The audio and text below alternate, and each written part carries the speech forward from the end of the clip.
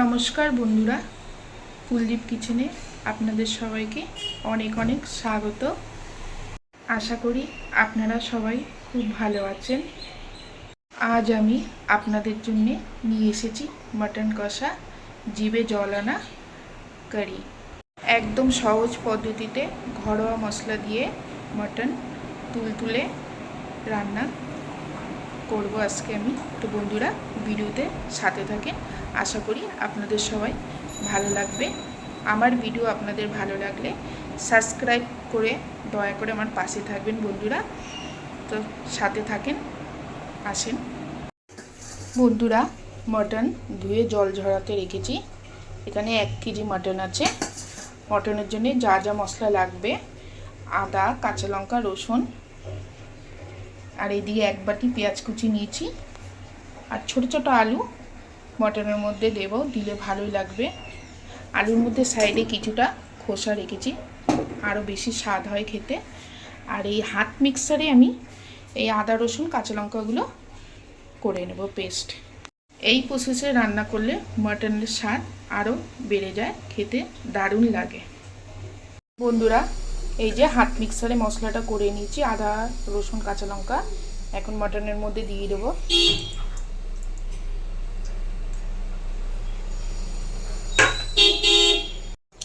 এবার গুঁড়ো মশলা দিয়ে দেবো।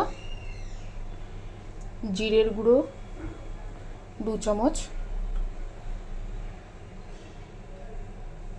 ধনের গুঁড়ো 2 চামচ, গোলমরিচের গুঁড়ো 1 চামচ, নুন, হলুদ দিয়ে দেবো 1 চামচ, আর দেবো সর্ষের তেল। এখন ম্যারিনেট করে রেখে দেবো ভালো করে, আধা ঘন্টার মতন রাখবো। হাতের সময় নেই বন্ধুরা।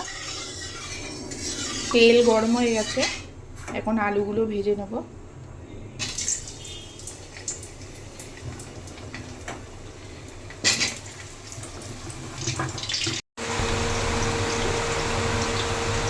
অল্প করে আলু মধ্যে নুন দিয়ে দেবো, আর একটু হলুদ।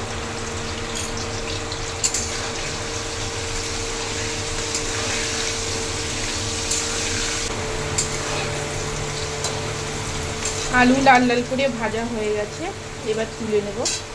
এক হাতে ভিডিও করছি, ওর জন্য একটু অসুবিধা হচ্ছে। বন্ধুরা, মেয়ের সামনেই পরীক্ষা, মেয়ে স্কুলে গেছে। আজকে তো শনিবার, ছুটি হয়ে গেছে। এখন আসছে, এরপর মেয়ে ক্যামেরাটা ধরবে।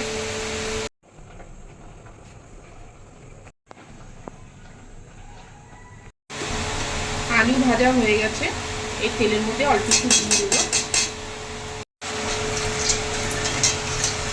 সামান্য একটু চিনি দিয়ে দেবো বন্ধুরা, যেহেতু কাঁচা লঙ্কা দিয়েই বানাচ্ছি। লাল লঙ্কার গুঁড়ো অল্প দেবো।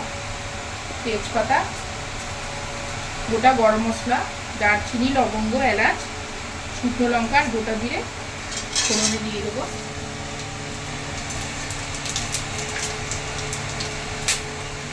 কুচনো পেঁয়াজ 1 বাটি নিয়েছি, পেঁয়াজটা বেশি লাগবে। পেঁয়াজ লাল লাল করে ভাজা হয়ে গেছে। ম্যারিনেট করা মটনটা আধা ঘন্টা রাখা হয়ে গেছে, দিয়ে দেবো।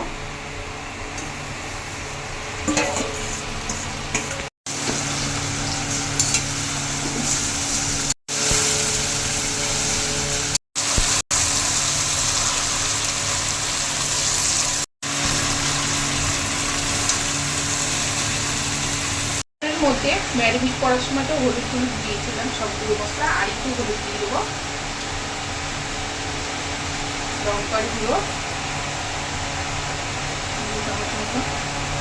আর একটু দেবো।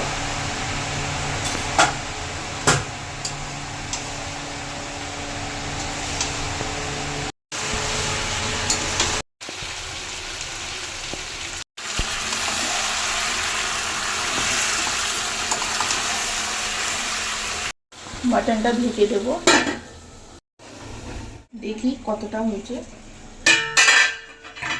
কত জল বেরিয়েছে মটন দিয়ে। গ্যাসটা একটু আস্তে করে দিয়েছিলাম।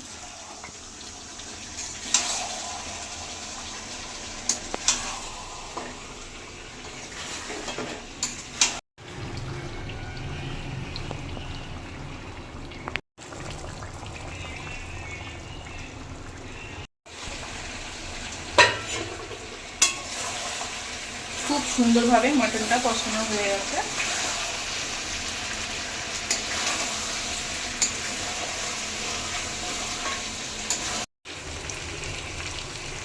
সুন্দরভাবে মটনটা কষা হয়ে গেছে বন্ধুরা।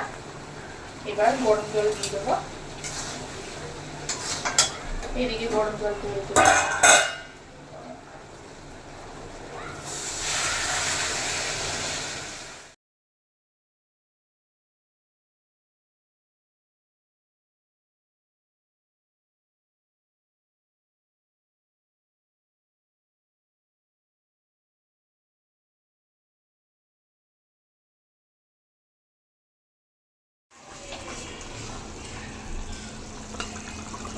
মাংস একদম হয়ে এসেছে, একটুখানি বাকি। এখন এই ভাজা আলুটা দিয়ে দেবো।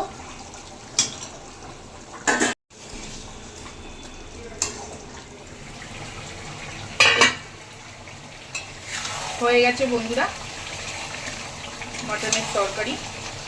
মটনগুলো এত সুন্দর গলেছে, একদম নরম তুলে। গরম মশলা দিয়ে দেবো।